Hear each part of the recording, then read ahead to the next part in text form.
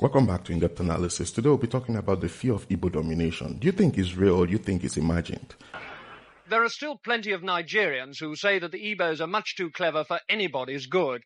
That's really the reason they fought them during the war, to teach them a lesson, to show them they could neither expect to dominate Nigeria nor set up a country on their own.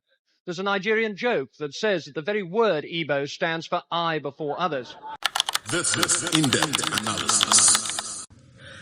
As a country, have we been able to address the fear, if indeed, there was a fear of Igbo domination? Would you say that we have been able to ask indeed whether there was any such, any such attempt by the Igbos to dominate the country? Or have we asked the question as to,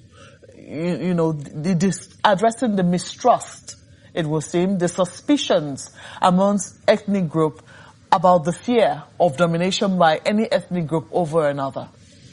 You see, when Ironsi promulgated unification decree, there was fear that somebody like Ojukwu would be made governor in northern Nigeria. Somebody would be taken to eastern Nigeria, and so on and so forth. The fear at that time was not of Yoruba domination and Chikiri domination, but Igbo domination. If the head of state, who was an Igbo man,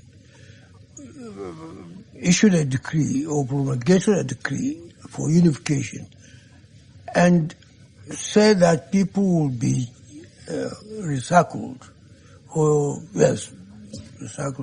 I think you should appreciate the apprehension on the part of people who perceived the whole saga as an attempt by the Igbos to load it over the rest of the country. Why was there a fear of Igbo domination? That's because before the coup, there was this fear already, not of Igbo domination, but one ethnic group dominating the other.